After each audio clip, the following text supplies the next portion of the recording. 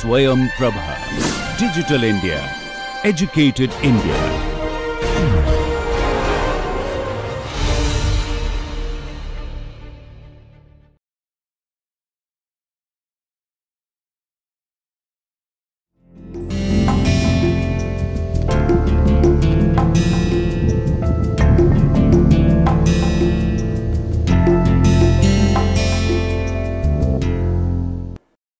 Welcome to lecture 20 of the course on econometric methods for statisticians, data scientists and data engineers.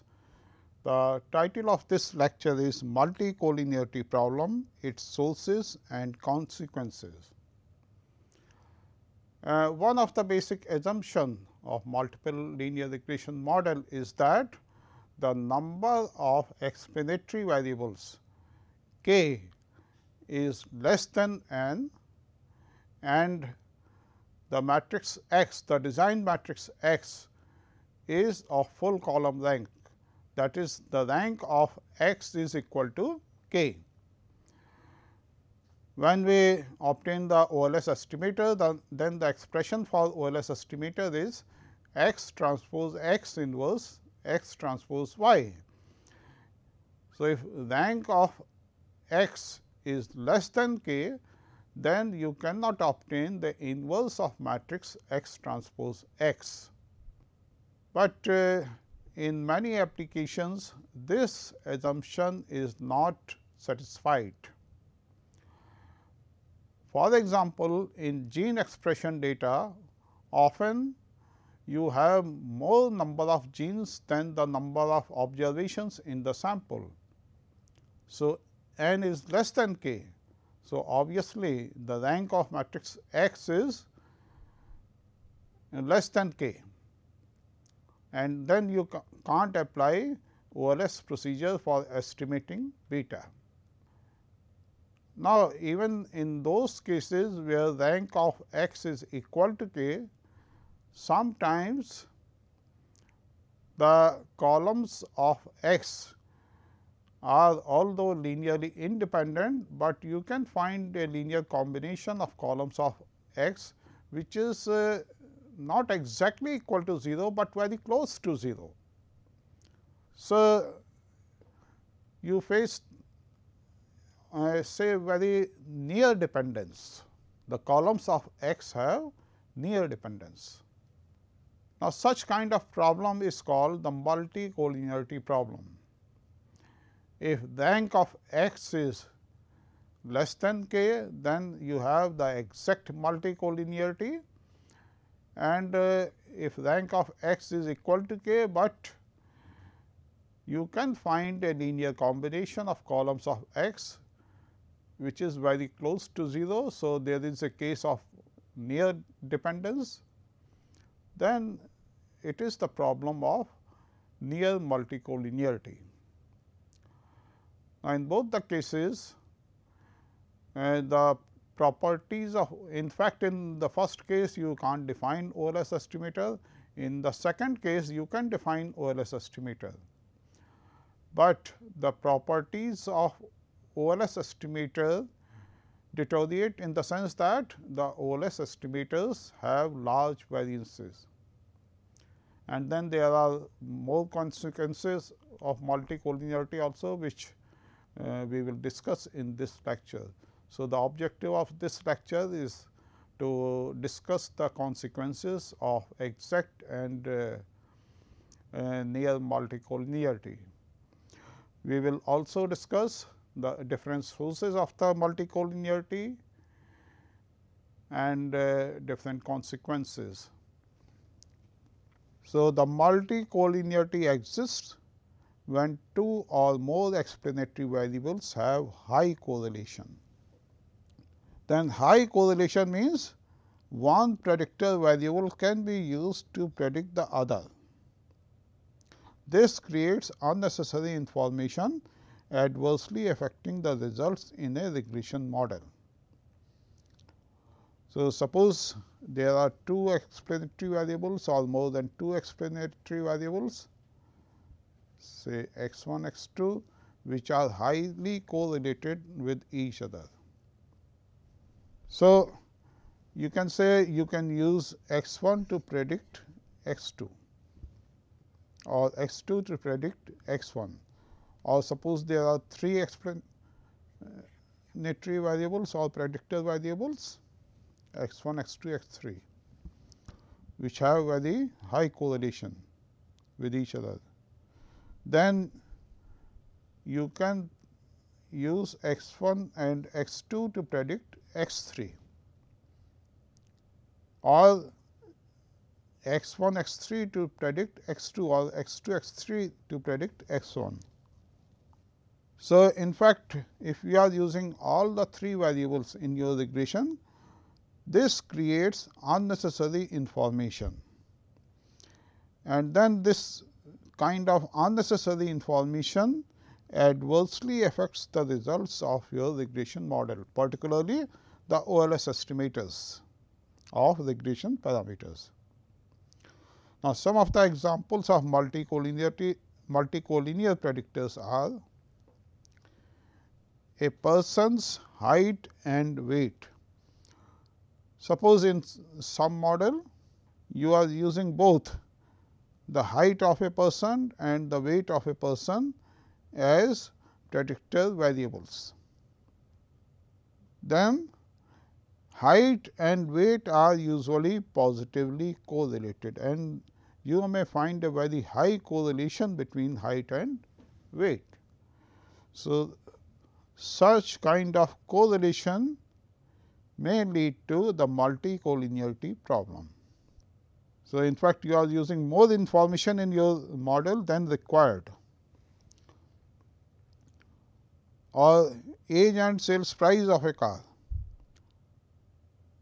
So, if you have old car and then if you consider the sale price of that car and age of that car, then usually these two are highly correlated.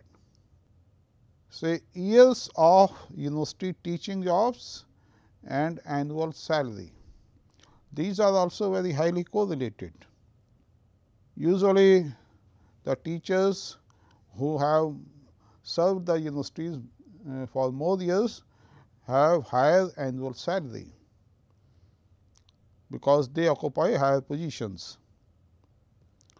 So, you may find these two variables to be highly correlated. Now, we consider the model y equal to x beta plus u. Again, y is of order n cross 1, x n cross k, u n cross 1, and then we assume that expectation of u equal to 0, expectation of u transpose equal to sigma square u I n. Now, one of the assumptions is x is of full column rank, that is rank of x is equal to k, and since rank of x is equal to k and x is of order n cross k. So, obviously, k is less than n or less than or equal to n. When rank of x is less than k, then we face the problem of exact multicollinearity. Then the question is, what are the implications of exact multicollinearity? Now, suppose different columns of x are x 1, x 2, x k. So, x 1, x 2, x k are different columns of x.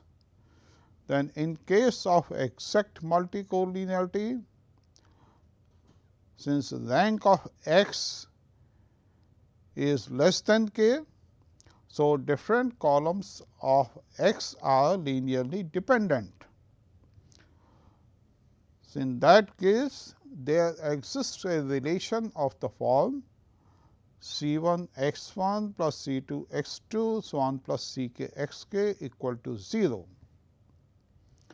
where C 1, C 2, C k are the constants not all equal to 0.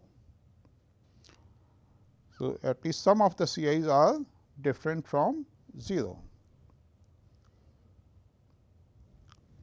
Now, suppose in this case C 1 is different from 0 and some other coefficient constants are also different from 0.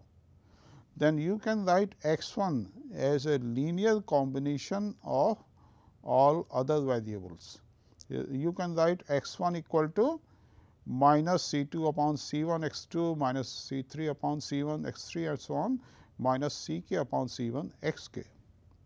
So, actually x 1 has the same information which that linear combination of x 2 x 3 so on x k has.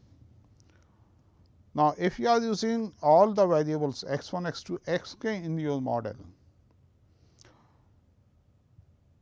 then you are unnecessarily using more information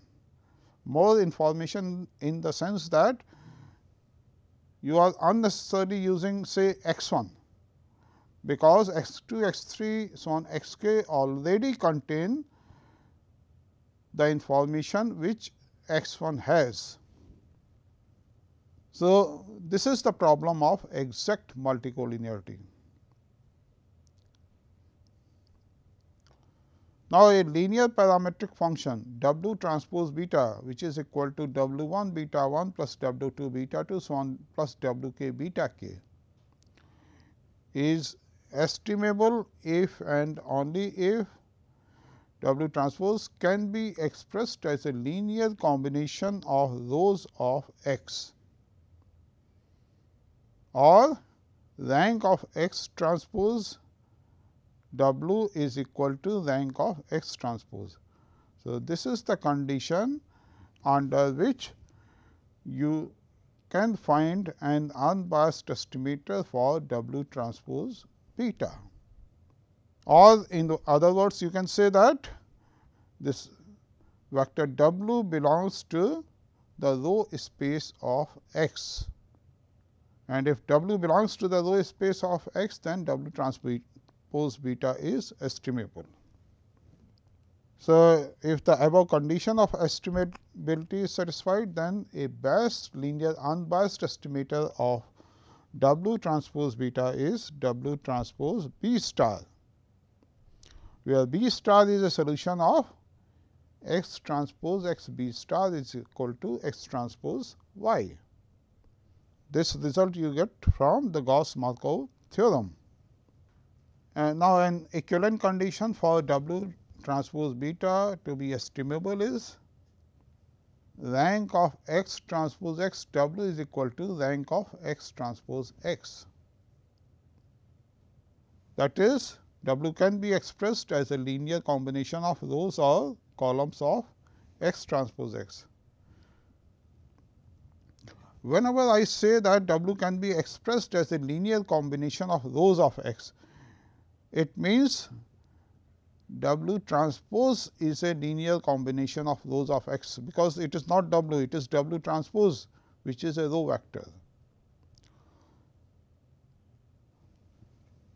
So, either W transpose can be expressed as a linear combination of rows of x transpose x, or W can be expressed as a linear combination of columns of x transpose x. Now, we consider this result.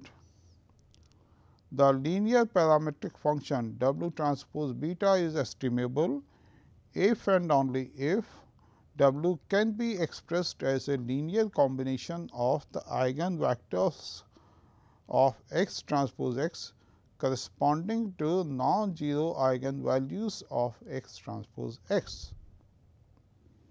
So, to prove this result, suppose P is an orthogonal matrix which is consist of orthonormal eigenvectors of x transpose x. So, that P P transpose equal to I k. So, this matrix P is an orthogonal matrix, and this matrix is consist of the orthonormal eigenvectors of x transpose x.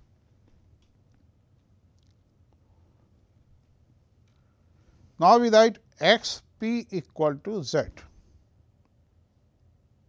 then P transpose x p is equal to Z transpose Z, because Z transpose is equal to P transpose x transpose.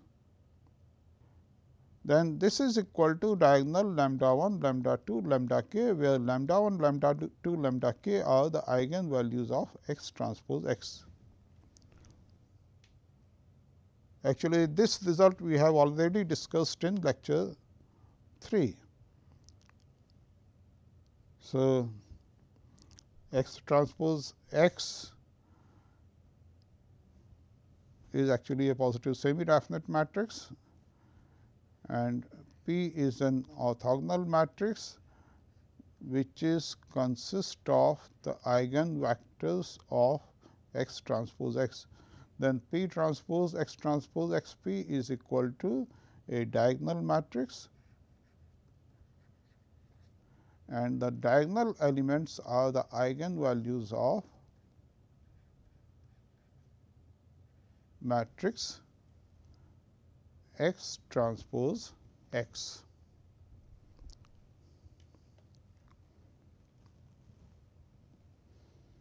Now, we can write the model 1 as y equal to x p p transpose beta plus u, because p p transpose is an identity matrix. Then x p is equal to z, and then we write p transpose beta equal to theta. So, we get y equal to z theta plus u. So, theta is equal to p transpose beta. Now, suppose rank of x is equal to j, and j is less than k. So, x may not be of full column rank. Then k minus j columns of z equal to x p are 0. So, without loss of generality, we assume that last k minus j columns of z are 0, and then last k minus j components of theta disappear from the model. Say last k minus j eigenvalues are also equal to 0. So, this diagonal matrix has just j non-zero elements. And then you also observe that last k minus j columns of matrix Z are 0.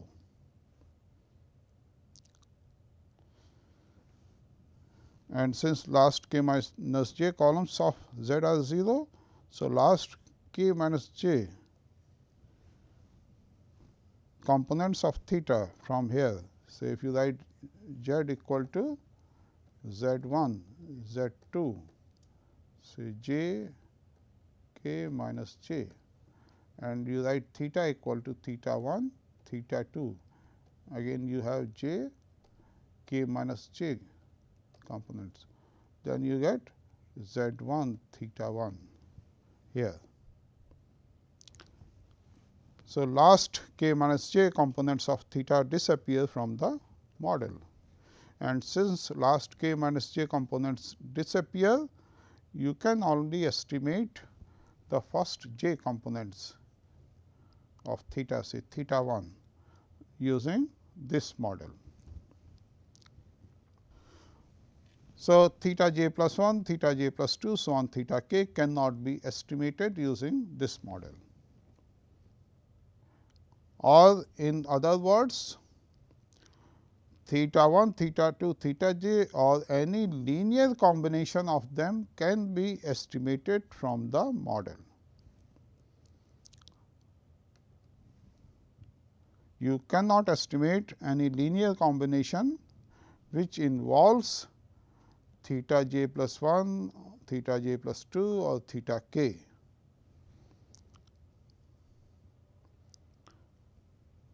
Now, you have the linear parametric function W transpose beta, which is equal to W transpose P, P transpose beta. or you can write it as P transpose W whole transpose, then P transpose beta is equal to theta.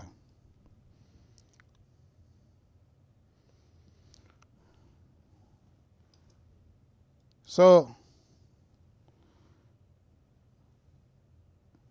when is it estimable? We can estimate W transpose beta if and only if last k minus j components of P transpose W are 0. So, suppose you consider this vector P transpose W and you write say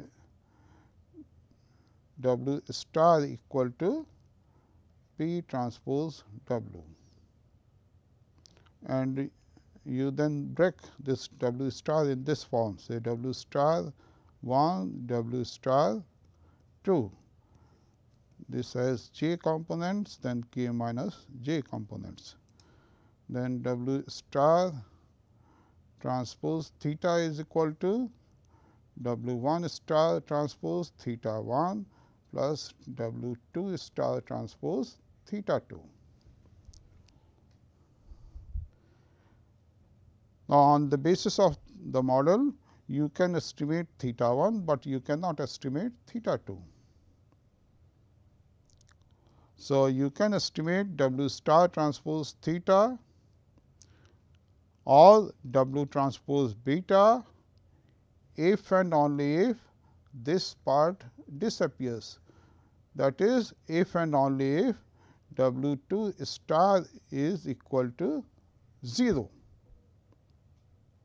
Or you can say if and only if the last k minus j components of P transpose W are equal to 0. Now, this gives you the required result. Now, suppose P is a normalized eigenvector corresponding to a non-zero eigenvalue lambda of x transpose x. So, that x transpose x p is equal to lambda p. Then P transpose beta is estimable and its best linear unbiased estimator is P transpose B star, because P is the eigenvector corresponding to a non-zero eigenvalue lambda. So, you can estimate P transpose beta, and obviously, its best linear unbiased estimator is P transpose B star, where B star is a solution of the equation x transpose x B star equal to x transpose y. Then we have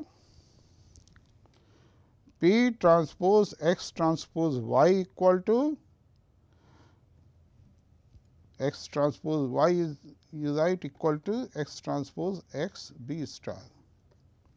So, P transpose x B star. Now, x transpose x p is equal to lambda p, or P transpose x is equal to lambda p transpose.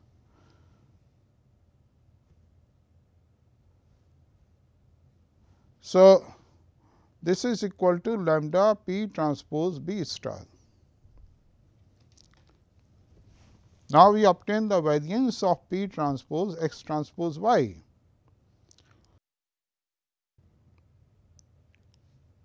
Now, variance of P transpose x transpose y is equal to P transpose x transpose variance covariance matrix of y x p.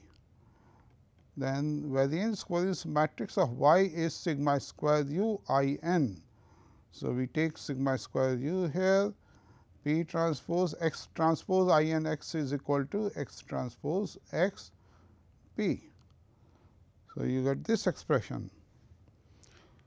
and then x transpose x p is equal to lambda p. So, you get lambda sigma square u p transpose p, and p transpose p is equal to 1. So, you get lambda sigma square u. Then variance of p transpose b star is equal to 1 upon lambda square variance of p transpose x transpose y, because you get p transpose b star from here equal to, you look at this equation, p transpose b star is equal to 1 upon lambda p transpose x transpose y.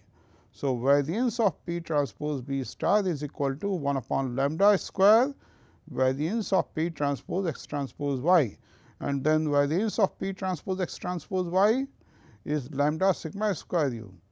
So, finally, you get sigma square u upon lambda. So, this is the variance of p transpose b star. Again, if p 1 and p 2 are eigenvectors corresponding to two non-zero eigenvalues lambda 1 and lambda 2 of x transpose x, then the covariance between p 1 transpose b star and p 2 transpose b star is equal to, again you use this expression, p 1 transpose b star is equal to 1 upon lambda 1 p 1 transpose x transpose y, and similarly you can write p 2 transpose b star. So, you get 1 upon lambda 1 lambda 2 covariance between p 1 transpose x transpose y and p 2 transpose x transpose y. And then this is equal to 1 upon lambda 1 lambda 2 covariance between these two is equal to p 1 transpose x transpose variance covariance matrix of y, that is sigma square u I n. Then you have x p 2. So, this is the covariance between these two, and then you get this equal to p 1 transpose x p 2.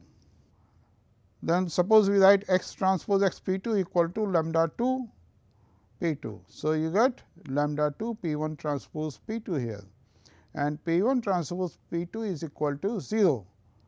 So, the covariance between p 1 transpose b star and p 2 transpose b star becomes 0. So, these two are uncorrelated, and that is quite obvious because p 1 and p 2 are orthogonal to each other.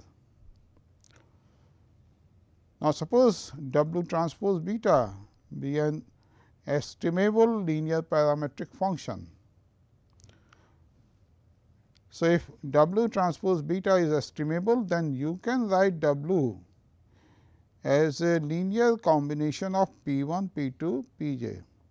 The non-zero eigenvectors or the eigenvectors corresponding to the non-zero eigenvalues, and then delta 1, delta 2, so on delta j, these are the constants, these are the weights of different eigenvectors. So, p I is the eigenvector corresponding to non-zero eigenvalue lambda I. We have already proved the result that a linear parametric function is estimable if and only if w can be written as a linear combination of eigenvectors corresponding to the non-zero eigenvalues. So, we can write w in this form. Now, to obtain the variance of w transpose b star, we write w equal to summation I equal to 1 to j delta I p I. So, that w transpose b star is equal to summation I equal to 1 to j delta I p I transpose b star. So, variance of w transpose b star is equal to summation I equal to 1 to j delta I square variance of p I transpose b star, and then variance of p I transpose b star is equal to sigma square u upon lambda I. So, you get sigma square u summation I equal to 1 to j delta I square upon lambda I. You also notice that the covariance between P I transpose B star and P j transpose B star for I not equal to j is equal to 0. So, from this expression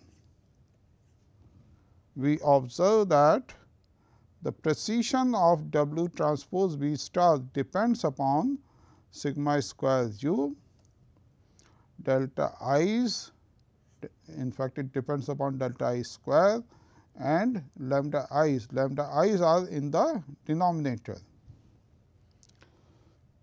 And then we observe that comparatively precise estimates can be obtained in the directions of eigenvectors of X transpose X corresponding to large eigenvalues.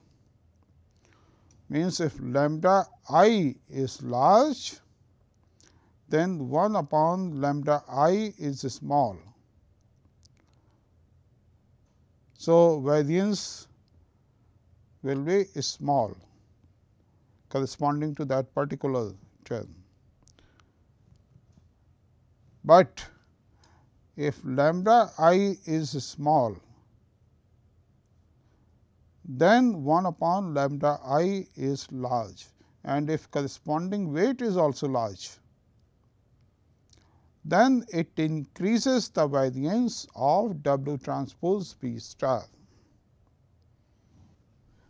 Further, an estimable linear parametric function W transpose beta will be comparatively estimated with less precision if W as written in has large weights delta i's attached to small eigenvalues lambda i's. Obviously, if lambda I is small, then 1 upon lambda I is large, and if corresponding weight is also large, so delta I square is large.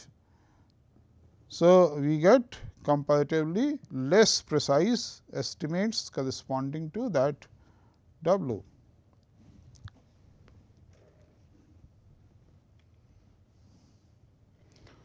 Now, we consider the case of near multicollinearity.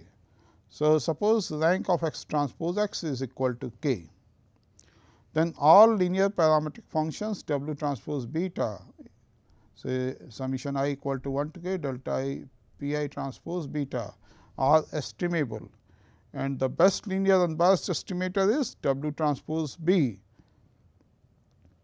and then we write W equal to summation I equal to 1 to k delta I P I transpose B, where B is equal to X transpose X inverse X transpose Y. Since rank of X transpose X is k, so you can obtain X transpose X inverse. So far as calculation of B is concerned, there is no problem. Now, variance of W transpose B is equal to sigma square u W transpose X inverse W, and then you can write it as sigma square u W transpose. You can write X transpose X as summation lambda I P I P I transpose, and X transpose X inverse is actually equal to summation lambda I inverse P I P I transpose. So, you get sigma square u W transpose summation I equal to 1 to k lambda I inverse P I transpose W, and then we write W equal to summation I equal to 1 to k delta I P I. So, after simplifying it,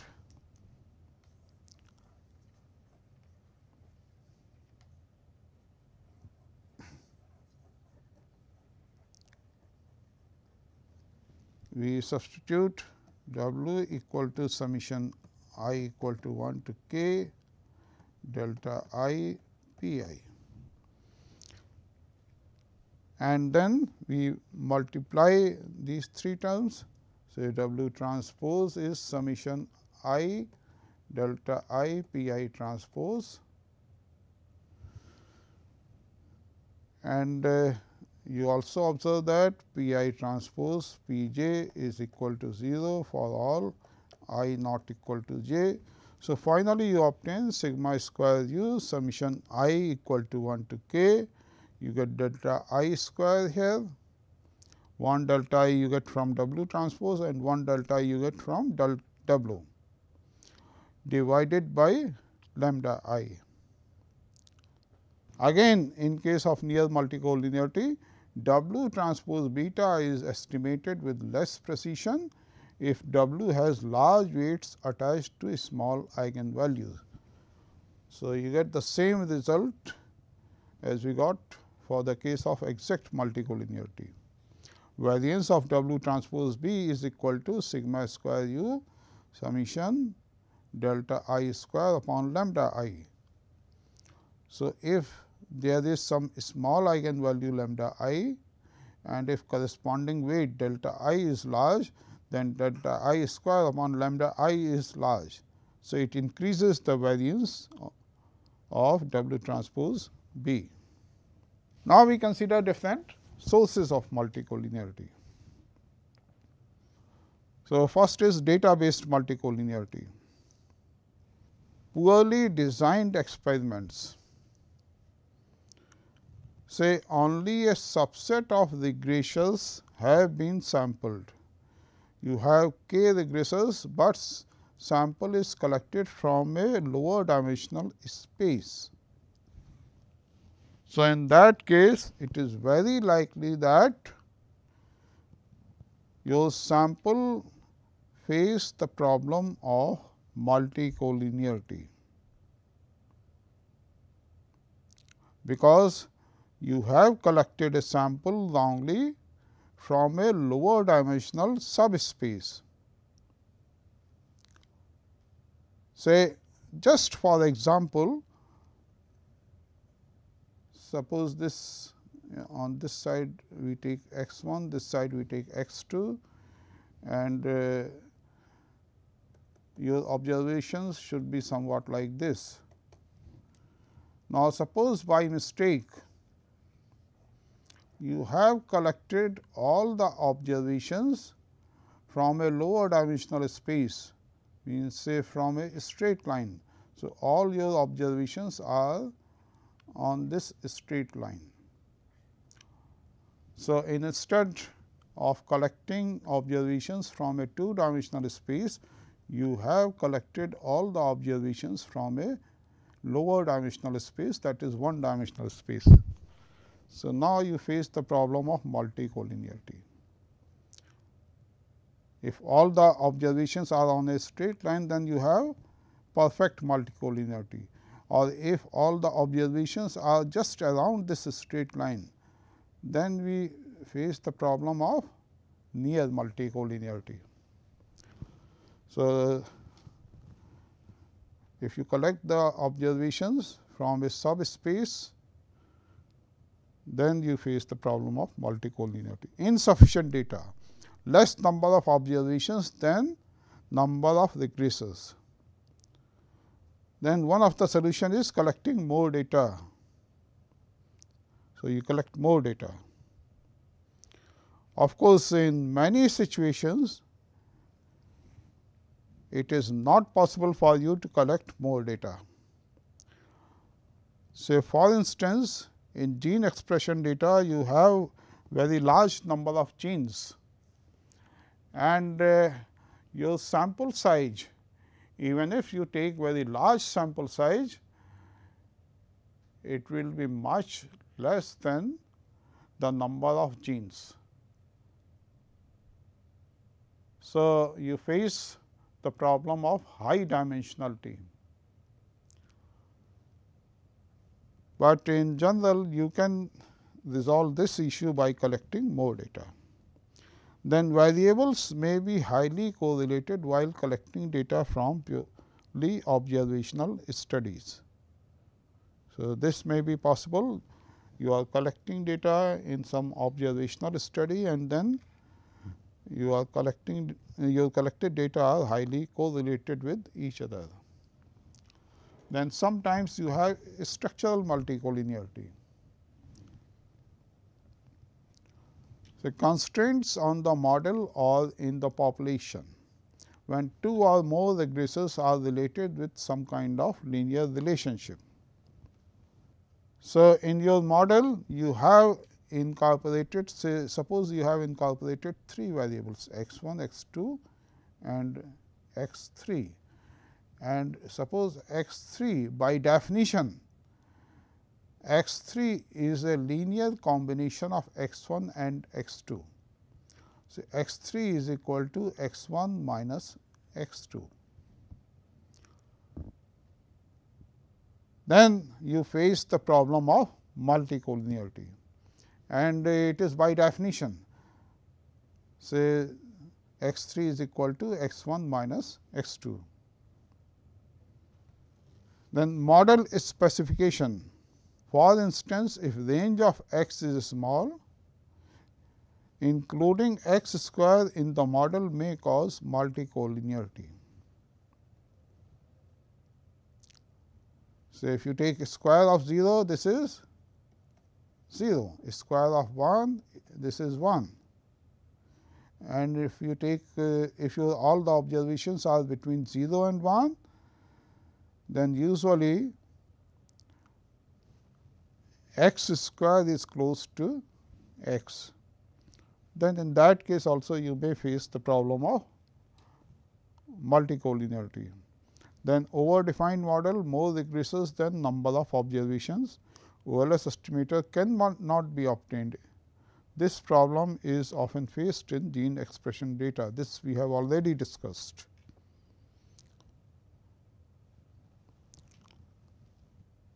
Then usual approach is to eliminate some of the regressors.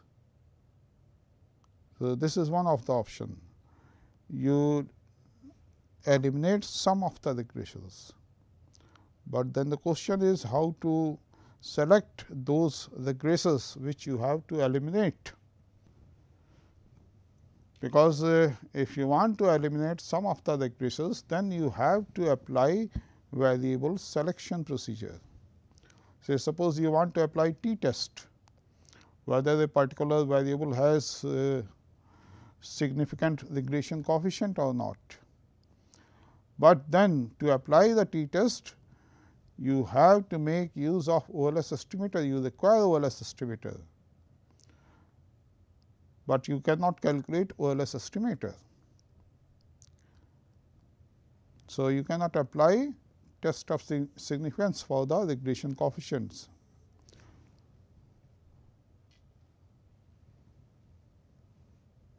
Then how to select regressors to eliminate it? Of course, this is a problem. Then some other causes of multicollinearity are incorrectly using dummy variables. For example, if we add a dummy variable for each category, well, we will come to this issue when we will discuss the dummy variables in one of the lectures. Then including a regressor which is a combination of two other regressors. For example, interest rate of various terms to maturity influence amount of fixed investment, but various terms interest rates are usually highly correlated. Say you are modeling the amount of fixed investments, and then you take interest rates of various terms, say for 6 months, for 1 year, for 5 years, for 15 years as your explanatory variables. Of course, all these are important for fixed investment, but various term interest rates are usually highly correlated. Now, we consider the consequences of multicollinearity, and for that purpose we consider a simple model involving two explanatory variables.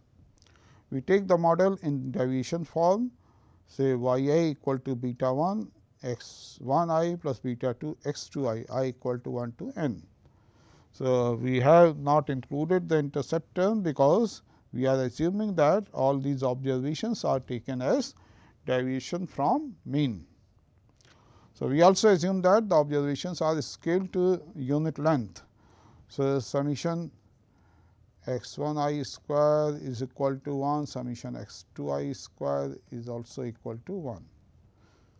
So, these observations are scaled to unit length, and same is true for y I also.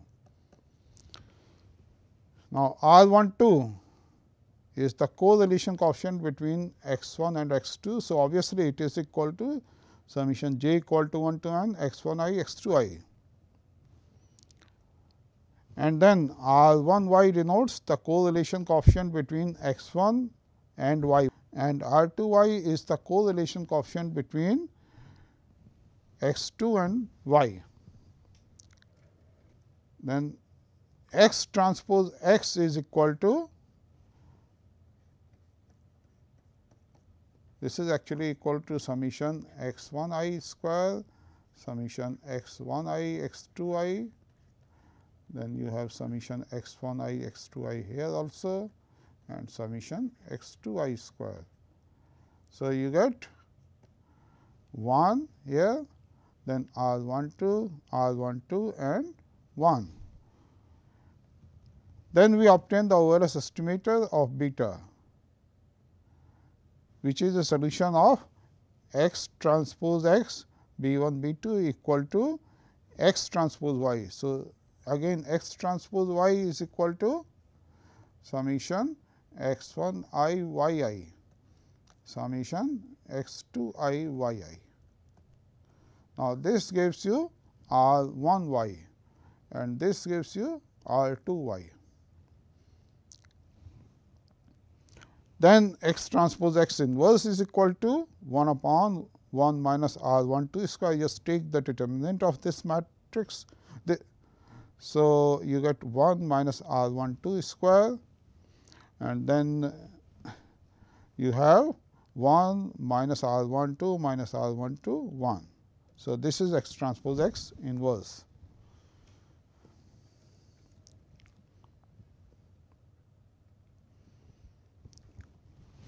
Then we obtain the OLS estimator of beta as b equal to b 1 b 2 equal to 1 upon 1 minus R 1 2 square.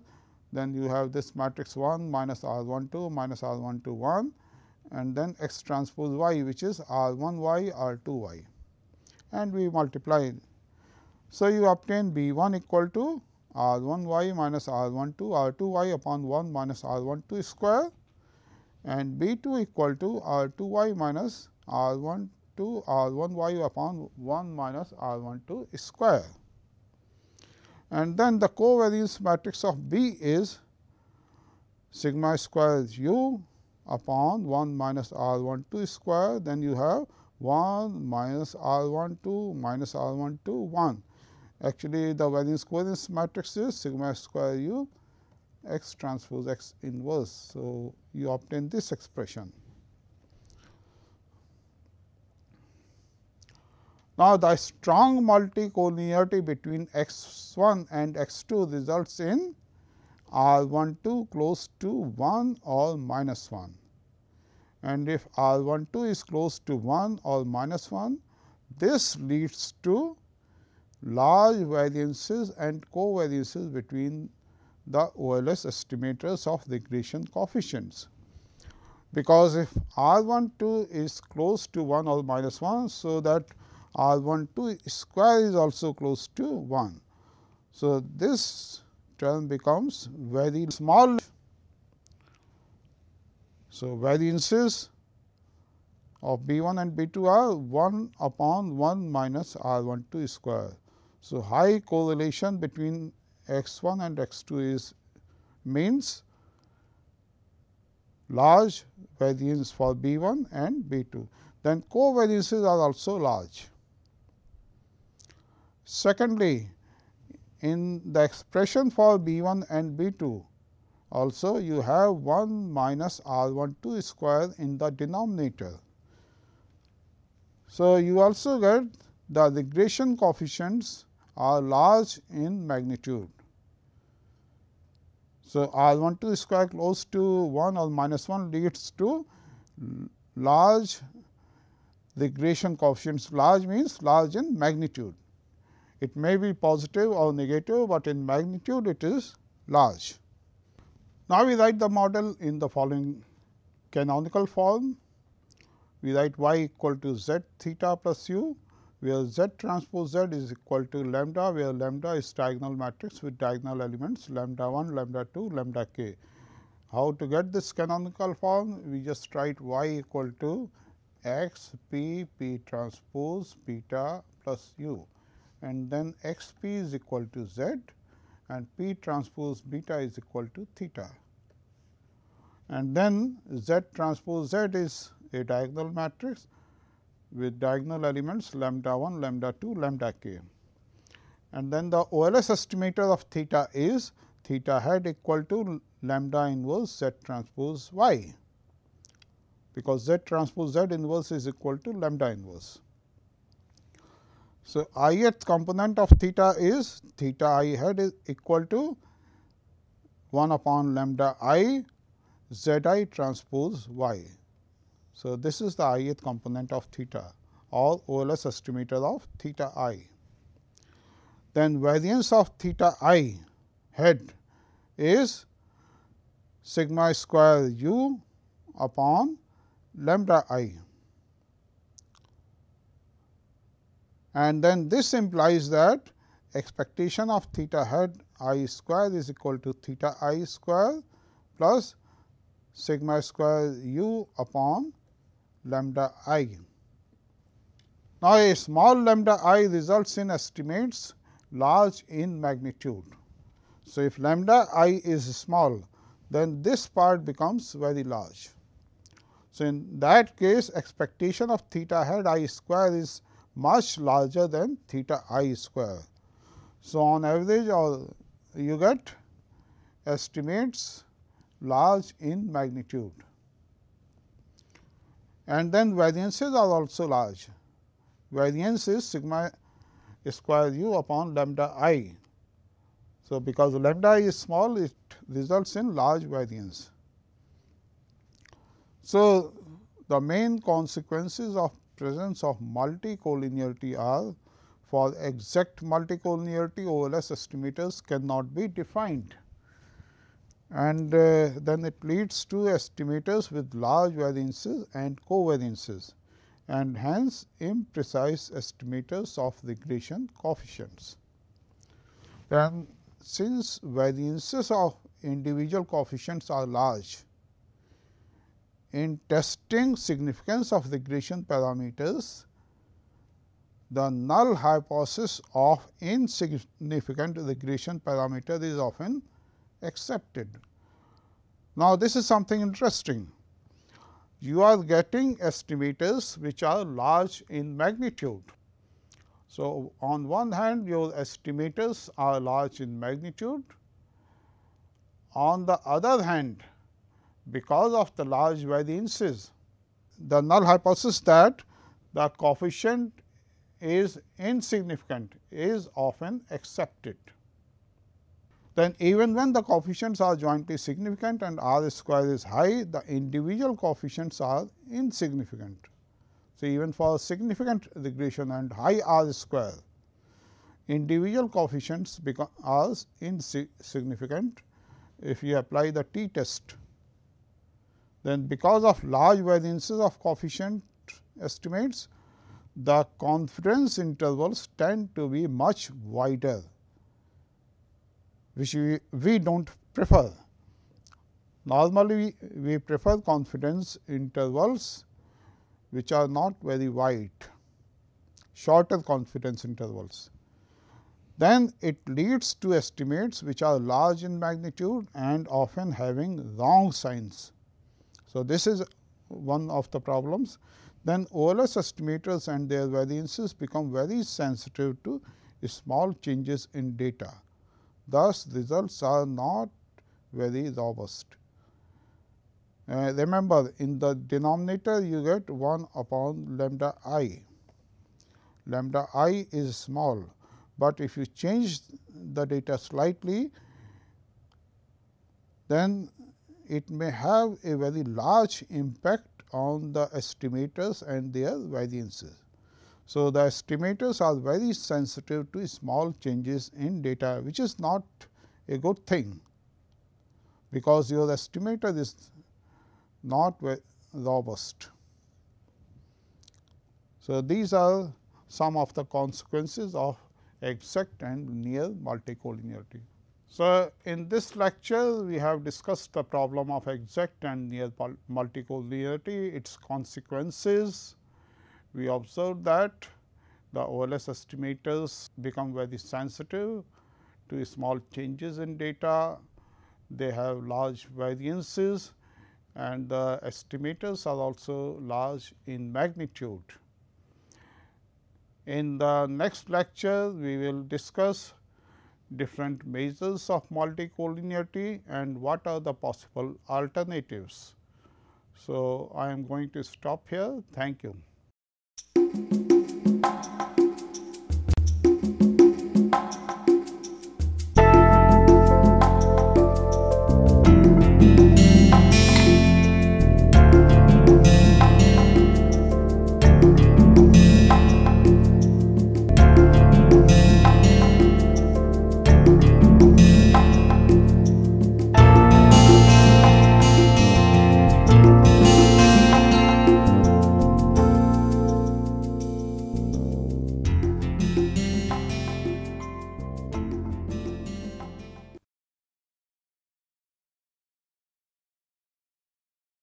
Hello, I am Shikha Dikshit. I teach psychology and I am with the Department of Humanities and Social Sciences at IIT Kanpur. Today I am going to talk about what is health psychology. In the recent past, health psychology has emerged as one of the important areas in psychology. It is a field of study where psychological theories and concepts are applied to understand issues regarding health and illness. The two major themes which health psychologists are interested in studying are the themes of illness experience and behaviors associated with that experience. Contemporary health psychology adopts various and diverse kind of perspectives to understand health and illness issues. These perspectives include the behavioral perspective, the societal perspective and the cultural perspective. If we try to enumerate the kind of topics that health psychologists study, the range is very wide. To name a few of the topics, health psychologists study cognitions related to illness, that is health and illness related cognitions, social cognitive aspects of health and illness, cognitive adaptation, chronic illness and adaptation to chronic illness, disability, stress and management of stress. Health psychologists also study topics such as health related quality of life, social support and various kinds of coping mechanisms that people adopt to deal with illness experience. In addition to this kind of experience, health psychologists also study healthcare systems, health promotion and treatment related aspects including doctor-patient relationships. So, as we see, the range of topics is very large. Health psychologists also use qualitative methods and they study topics such as narratives of illness experience as well as social representations of health and illness. So, we see that the range of these topics is very large. However, this is not an exhaustive list. More recently, some health psychologists have adopted a critical health psychology approach. These health psychologists are, they offer a critique of mainly of the biomedical and behavioral perspective of health and illness, as well as the methods and approach which is used to understand health and illness. So, critical health psychologists focus on the social, cultural and political aspects of health issues. If we look at the methodological aspects, overall health psychologists adopt quantitative methodology, they also use qualitative methodology, and many health psychologists use the mixed method approach.